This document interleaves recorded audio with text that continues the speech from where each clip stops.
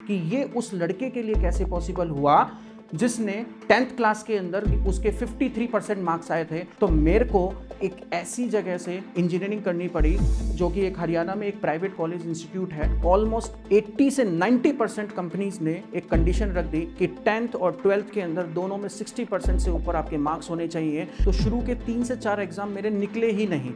Interview की बात नहीं कर रहा हूँ मैं रिटर्न एग्जाम की बात कर रहा हूँ। उस टाइम मेरे पास सिर्फ दो ऑप्शन थे, या तो मैं बैक हो जाऊं या फिर मैं आगे मूव करूं और उनको एक करारा जवाब दूं। मैं सिर्फ आपसे वो 3 चीजें शेयर करना चाहता हूं जो मैंने अपनी जर्नी से सीखी है। सीखिए स्पोकन इंग्लिश, पर्सनालिटी डेवलपमेंट और बहुत कुछ इंडिया के टॉप एक्सपर्ट्स के साथ। आज ही जोश स्किल्स ऐप पर अपने मनपसंद कोर्स को शुरू करिए। Download the app today. दोस्तों, जब भी हम किसी एक गवर्नमेंट एग्जाम के बारे में सोचते हैं तो सबसे पहले हमारे दिमाग में क्या आता है? सबसे पहले हमारे दिमाग में हमारे पुराने फेलियर्स आ जाते हैं। फिर हमारे दिमाग में ये चीज़ आ जाती है कि क्या हम इसको करने के काबिल हैं या नहीं। फिर वो दोस्तों के टोंट याद आते हैं, वो फैमिली रिलेटिव्स के टोंट याद आते हैं हमारे दिमाग के अंदर कि हम इसको कर पाएंगे या नहीं। बट मैं यहाँ पे एक ये बात कहना चाहता हूँ आपसे अपने पर्सनल एक्सपीरियंस के बेसिस के ऊपर कि आपको ये सारी चीज़ें नहीं सोचनी है। आपको ये दिमाग में आना चाहिए कि आपको ये एग्ज़ाम निकालना क्यों है, और आपको ये भी चीज़ क्लियर होनी चाहिए कि आपका जो फ्यूचर है वो आपका प्रेजेंट डिसाइड करेगा, ना कि आपका पास्ट। दोस्तों नमस्कार, मेरा नाम है आश्चर्य बंसल। मैं हूँ एक IAS officer, x IAS officer, x NTPC executive officer, एक मेंटर और एक टीचर। मैंने अपनी ज़िंदगी में 17 से 18 गवर्नमेंट एग्जाम क्रैक किए हैं। उसके अंदर मैंने इंजीनियरिंग सर्विसेज क्रैक किया है 3 बार। उसके अंदर मैंने 15 से 16 आपके गवर्नमेंट PSU के एग्ज़ाम क्लियर करे हैं, जिसके अंदर NTPC, ISRO, BARC, DRDO, IOCL, BPCL, HPCL इन सब के एग्ज़ाम निकल के आते हैं। और साथ में मैंने गेट 2008 का एग्ज़ाम क्लियर करा था जो कि ISC बेंगलोर ने कंडक्ट किया था। और उसके बाद मेरे को सारे IITs के अंदर एडमिशन भी मिला था for the MTech programme. But ये सारी चीज़ें मैं आपके साथ इसलिए डिस्कस नहीं कर रहा हूँ कि मेरे को आपको अपनी अचीवमेंट्स बतानी है, पर ये मैं इसलिए आपके साथ आज डिस्कस कर रहा हूँ कि ये उस लड़के के लिए कैसे पॉसिबल हुआ जिसने 10th क्लास के अंदर, जो उसकी CBSE बोर्ड, जो कि आप जानते हैं कि इतना टफ एग्जाम नहीं है, बट उसके अंदर भी उसके 53% मार्क्स आए थे, और जिसमें 3 सब्जेक्ट में तो वो मार्जिन पे पास हुआ था। तो जब ये रिजल्ट निकल के आया तो उस दिन मेरे घर वाले और मैं, हम दोनों शौक में थे, पर रीज़न डिफरेंट था। रीज़न इसलिए डिफरेंट था कि मेरे घर वाले इसलिए शौक में थे कि इतने कम मार्क्स कैसे आए, और मैं इसलिए शौक में था यार इतने कैसे आ गए मार्क्स, इतने भी कैसे मार्क्स आ सकते हैं, क्योंकि मैं तो पढ़ता ही था। मेरा दूर दूर तक कोई नाता रिश्ता ही नहीं था पढ़ाई से। बट वहाँ से मेरे को 2-3 चीज़ें रियलाइज़ हुई, और वहाँ से मैंने धीरे धीरे अपनी लाइफ के अंदर टर्न लेना स्टार्ट करा towards the positive side.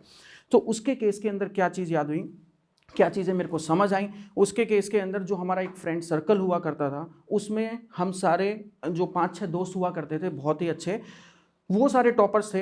But वो ऊपर से टॉप करे थे और मैं भी टॉपर था, मैं नीचे से टॉप किया था। तो वहाँ से जब मार्क्स का डिफरेंस निकल के आया तो एक चीज़ मैंने एनालाइज करी। उन्होंने मुंह पे नहीं बोला, पर मेरे को समझ आने लग गया उनके बिहेवियर से कि एक गैप क्रिएट होने लग गया। और वहाँ से मेरे को एक चीज़ समझ आई कि अगर आपको ज़िंदगी में दोस्ती यारी करनी है तो या तो आप अपना लेवल इंक्रीज करिए उन दोस्तों के इक्वल का, अदरवाइज आप दोस्ती यारी जो है वो अपने सेम लेवल के इंसानों में करिए।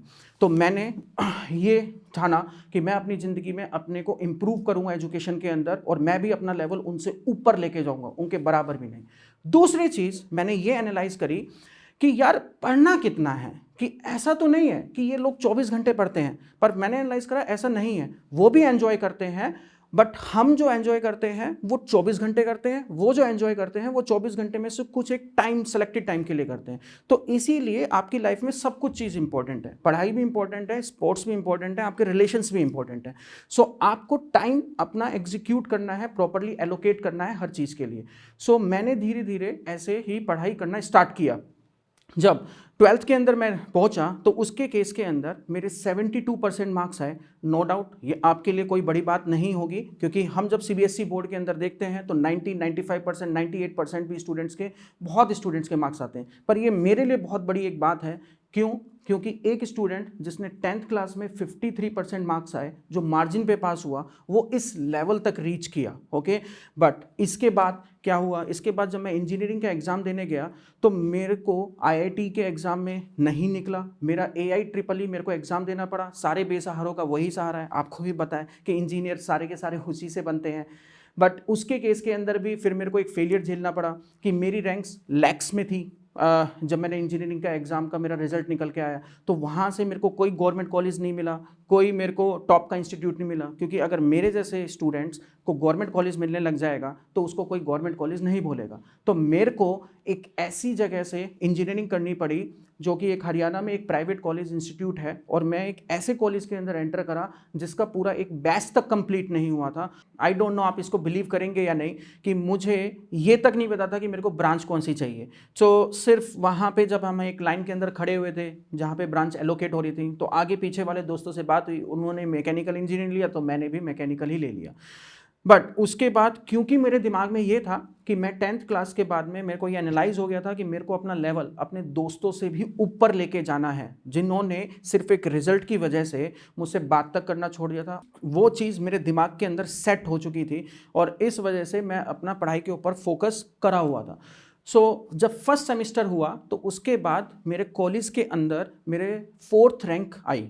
फर्स्ट सेमेस्टर के रिजल्ट के बाद में मेरे में एक कॉन्फिडेंस डेवलप हुआ और फिर मुझे लगा कि नहीं यार, मैं कर सकता हूँ, अगर मैं और मेहनत करूँगा तो डेफिनेटली मैं ऊपर की तरफ मूव कर सकता हूँ। और फिर उसके बाद जैसे कि मेरे को हारना पसंद ही नहीं था और मैं 24 घंटे सिर्फ एक ही चीज़ धुन में रहता था कि किस तरीके से मैं अपने सेशनल्स के अंदर टॉप करूँ, किस तरीके से मैं एग्ज़ाम के अंदर टॉप करूँ। और सेकेंड सेमेस्टर के अंदर मैंने यूनिवर्सिटी के अंदर टॉप किया, अपनी पूरी यूनिवर्सिटी के अंदर, सिर्फ अपने कॉलेज के अंदर नहीं, पूरी यूनिवर्सिटी के अंदर हमारे ऑलमोस्ट 40 से 50 कॉलेज हुआ करते थे और वहाँ से मेरे दिमाग में एक कॉन्फिडेंस डेवलप हुआ। एंड टिल 8th सेमेस्टर तक, पूरे 4 साल तक मैं हर सेमेस्टर के अंदर टॉप करता गया। बट जैसा कि आपको पता है कि रियलिटी जो होती है आपकी, वो आपको बहुत ही हर्ट करती है। और फिर दोबारा मेरे सामने वो 10th क्लास का इंसिडेंट दोबारा मेरे सामने आ गया। वो कब आया?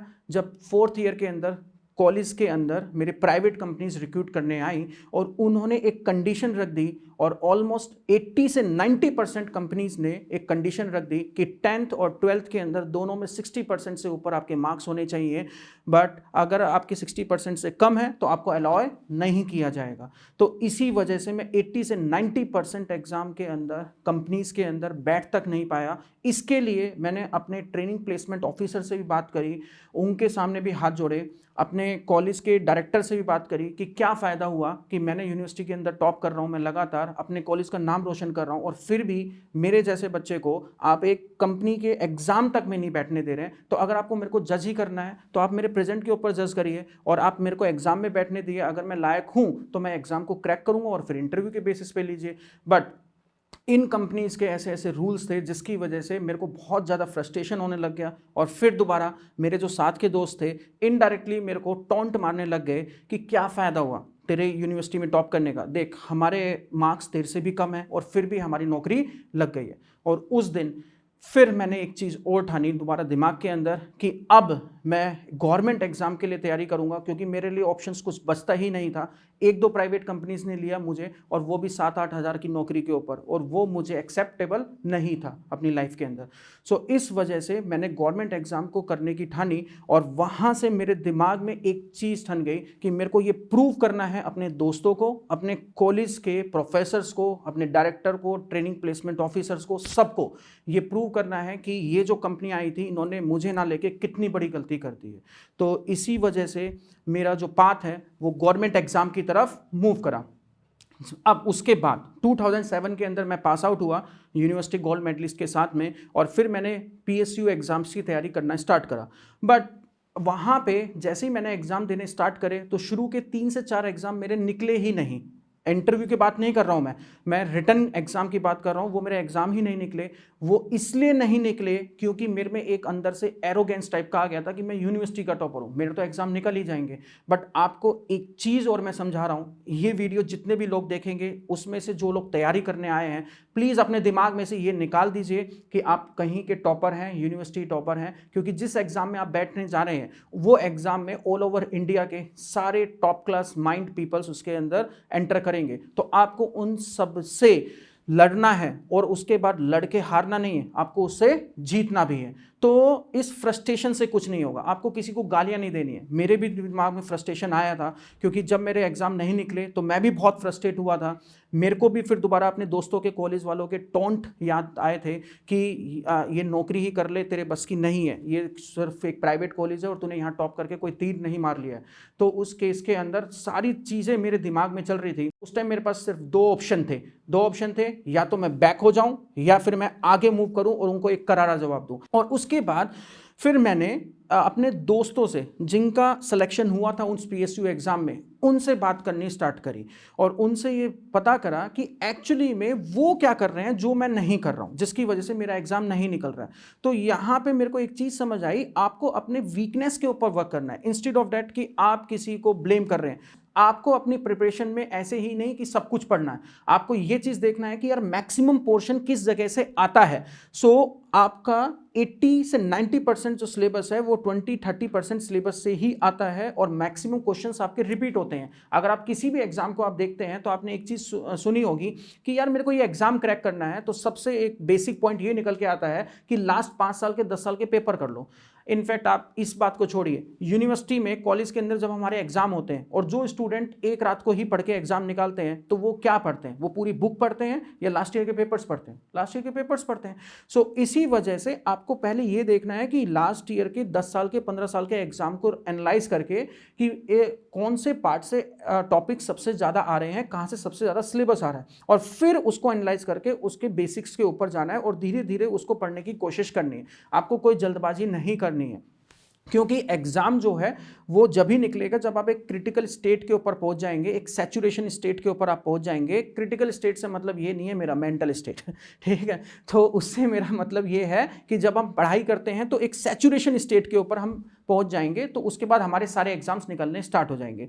सो इसी तरीके से मैंने अपने GS पार्ट के ऊपर फोकस करा, मैंने इंग्लिश पार्ट पे फोकस करा, फिर एप्टीट्यूड पार्ट के ऊपर, फिर रीजनिंग पार्ट के ऊपर और फिर टेक्निकल पार्ट के ऊपर। इन सारी चीज़ों को के ऊपर फोकस करने के बाद मैंने 2008 का एग्जाम गेट का दिया, जो कि ISC बेंगलोर ने कंडक्ट किया था। और अगर अभी भी आप देखेंगे 2021 आ गया है, अभी भी अगर आप देखेंगे तो पिछले 20-22 साल की हिस्ट्री में सबसे टफेस्ट पेपर था वो, बट उसको भी मैंने क्रैक किया। और उसके अंदर मेरे को IIT दिल्ली, बॉम्बे, कानपुर सारे कॉलेजेस के अंदर एडमिशन्स मिला था, टॉप ब्रांचेस के अंदर, डिज़ाइन और थर्मल, और IITs के अंदर, MTech के अंदर। फिर उसके बाद मैंने 15 से 16 पब्लिक सेक्टर्स के एग्जाम भी क्रैक करे, और इनफैक्ट ऐसी हालत हो गई थी कि जिस भी एग्जाम में मैं बैठता था वो सारे ही क्रैक होने लग गए थे, क्योंकि एक सैचुरेशन स्टेट मेरा आ चुका था। और उसके बाद मैंने इंजीनियरिंग सर्विसेज का भी एग्जाम 3 बार क्लियर किया। सो ये सब चीज़ें मैं आपके साथ इसलिए डिस्कस कर रहा हूँ, ये बताने के लिए नहीं कि मैंने अपनी ज़िंदगी के अंदर क्या क्या अचीव किया है, ये समझाने के लिए कि जो स्टूडेंट, जो पर्सन्स जो मेरे जैसे रहे हैं अपनी लाइफ के अंदर, जिनको ये तक नहीं पता था कि कौन सी ब्रांच लेनी है, जिनको ये तक नहीं पता था कि लाइफ में करना क्या है, जिनको ये तक होश नहीं था कि 10th के अंदर उनके इतने कम परसेंटेज क्यों आए हैं, और वो इस पर भी खुश हो रहे हैं कि इतने आगे, बहुत बड़ी बात है, भगवान की मेहरबानी है। तो वो जैसा स्टूडेंट जिसका GS कुछ नहीं, जिसका मैथमेटिक्स बिल्कुल जीरो, जिसका टेक्निकल स्ट्रॉन्ग हो ही नहीं सकता क्योंकि उसने प्राइवेट कॉलेज से इंजीनियरिंग करी है और उसने कंपीट करा NIT के स्टूडेंट से, गवर्नमेंट कॉलेज के स्टूडेंट से और IIT के स्टूडेंट से। सो उस केस के अंदर अगर मेरे जैसा इंसान ये कर सकता है तो आप भी कर सकते हैं। और लास्ट में मैं सिर्फ आपसे वो 3 चीज़ें शेयर करना चाहता हूँ जो मैंने अपनी जर्नी से सीखी है। मैं ये श्योरिटी से ये नहीं कह सकता कि वो आपके लिए एप्लीकेबल है या नहीं है, क्योंकि मैं ये जानता हूँ कि हर पर्सन अपने आप में एक यूनिक है। और सबसे बड़ी बेइज्जती कब होती है? जब आप अपने आप को दूसरे से कंपेयर करते हो। आप अपने आप में एक यूनिक पर्सनैलिटी हैं, आपका एक अलग तरीका है, क्योंकि सबसे बेस्ट एग्जांपल MS धोनी, क्योंकि MS धोनी ने जो 6 मारने की एक नई टेक्निक निकाली थी वो उससे पहले तक नहीं थी, बट मैंने अपनी लाइफ से जो सीखा मैं उसको आपके साथ डिस्कस कर रहा हूं।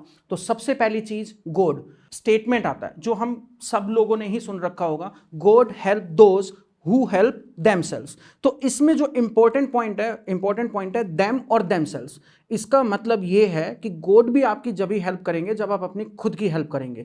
सो इट से मैं ये चीज कहना चाहता हूं कि इस पूरे संसार के अंदर सिर्फ एक ही इंसान आपकी हेल्प कर सकता है, वो आप खुद हैं। सेकेंड लर्निंग इज डिसिप्लिन होना बहुत जरूरी है लाइफ के अंदर। एक ऐसे इंसान जिसका 10th क्लास के अंदर जिसको ये तक नहीं पता था कि करना क्या है, और इसी वजह से वो 16, 17, 18 घंटे सोता था, खाता पीता था और पढ़ाई को छोड़ के सब कुछ चीज़ों के अंदर इन्वॉल्व था। तो वहाँ से मैंने क्या चीज़ सीखा कि आप एंजॉय भी करिए। आप व्हाट्सएप के करते हैं, आप फेसबुक यूज़ करते हैं, आप किसी से चैटिंग करते हैं, किसी से बात करते हैं, म्यूजिक सुनते हैं, हॉबी करते हैं, आप सब कुछ करिए, बट आपको ये नहीं भूलना चाहिए आपका लाइफ में प्राइमरी एम क्या है। ये सारी चीज़ें सेकेंडरी हैं, प्राइमरी एम को हर्ट मत करना सेकेंडरी की वजह से। ऐसा मत करने लग जाना कि व्हाट्सएप और फेसबुक आपने 2 घंटे यूज करना स्टार्ट करिए और पढ़ाई आप सिर्फ 15 मिनट की करते हैं।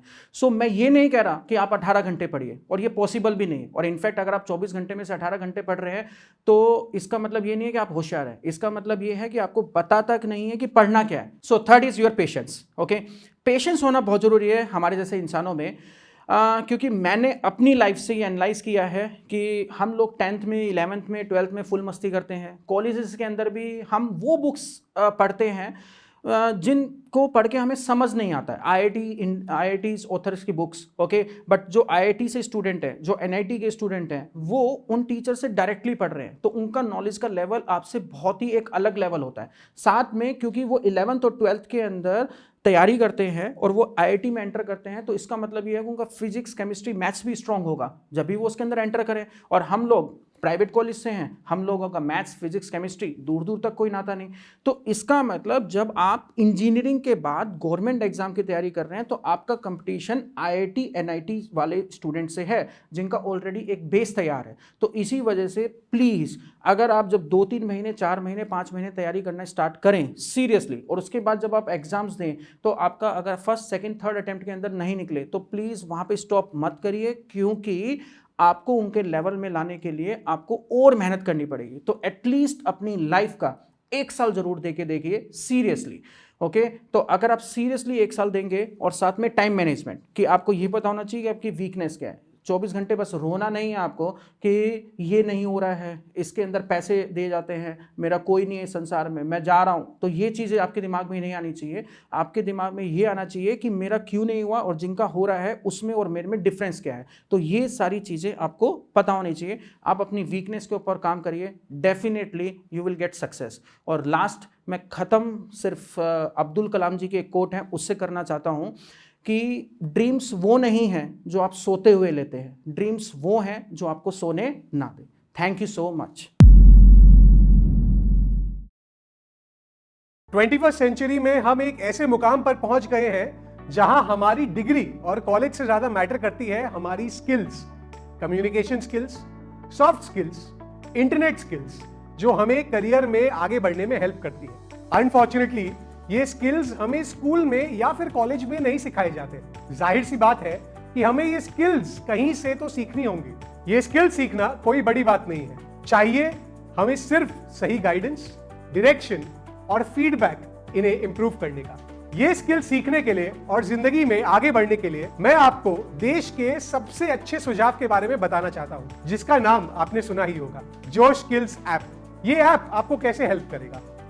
जोश स्किल्स का हर एक कोर्स डिजाइन है आपको जिंदगी में आगे बढ़ाने के लिए। चलिए स्पोकन इंग्लिश की ही बात कर लेते हैं। रोजाना इस कोर्स में आपको मिलेंगे video lessons, quizzes, practices and face to face दूसरे स्टूडेंट्स के साथ बात करने का मौका।